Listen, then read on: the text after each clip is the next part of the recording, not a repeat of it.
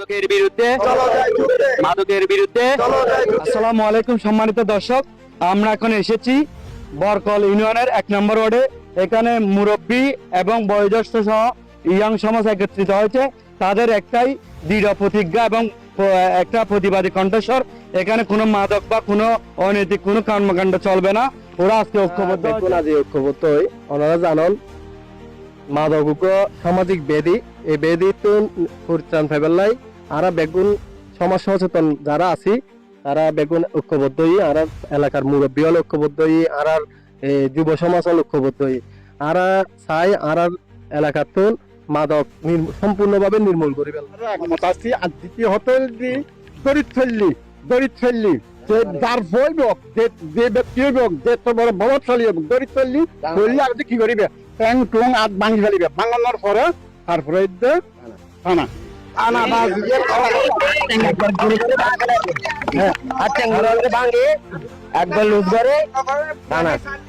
বরহল 1 নম্বর word আছে, তারা সচেতন করতেন চাই।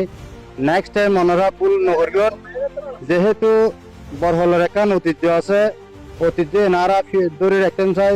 ঐতিহ্য ধরে লাইবেল আর যে দূর প্রয়োজন আর এলাকাবাসী ঐক্যবদ্ধ আর এতটুকু যাই যাব। তার বহরে একটা সুনাম আছিল, সুনাম বলতে 1 নম্বর ওয়ার্ড এখন যথেষ্ট সুনাম আছিল। আর ফোয়াশা আগে খেলার মনোযোগী আছিল বেশিরভাগ।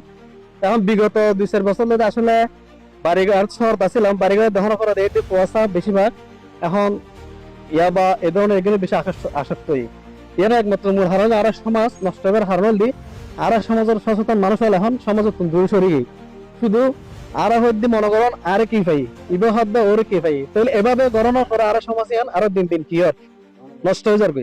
তাহলে আর এখন সিদ্ধান্ত নম্বরে যেহেতু নেক্সট জেনারেশন যারা আছে আর তো বা এখন আরো বয়স ওগিয়ে গই, কিন্তু আর ছোট ভাই হল আছে বা আর আরো প্রজন্ম আছে, এটারও বাঁচাবে বলে আর সমাজ এখন ঐক্যবদ্ধ 1 নম্বর ওয়ার্ড, যাতে নেক্সট কোন মাদক দ্রব্য যদি প্রকাশ্য যদি ধরা পড়ে ইতার ট্যাং ভাঙ্গি তন্দ দূরে হাত দাও, ইতার একবার জানা শেষ করে দনি এলে জরুরি। তবে ইতার দড়িয়ে আইনে হাসপাতাল করেন না আর উত্তম হবে।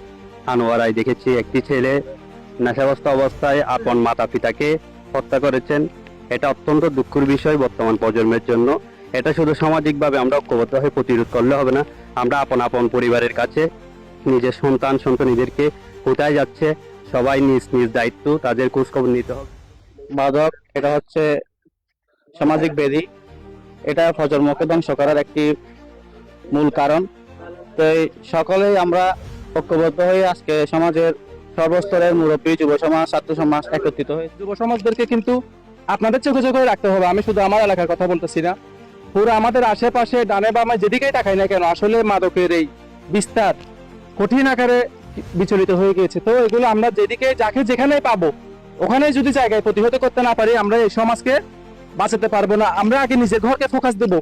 ফোকাস না দিলে আপনার ছেলে সন্তান কার সাথে মিশতেছে, সে কার সাথে কোথায় যাচ্ছে, রাতের অন্ধকারে সে বাহিরে কেন গেল, আপনার জবাবদিহিতা আপনার ছেলেকে আপনাকেই করতে হবে।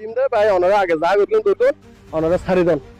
এরপরে আরা যদি ইতারা আরার হতা নৌনত হয় আর হাতা নাতা চললে আরা খুব কঠিন ভাবে অবস্থানে যাই এবং আরা সামাজিক ভাবে যে সিদ্ধান্ত লন আর সিদ্ধান্ত ভাবে হাসিল করবে এবং আরা ওনাদের একটা কণ্ঠস্বর, কোনো অন্যায় অনীতি অসঙ্গতি এই সমাজে চলবে না।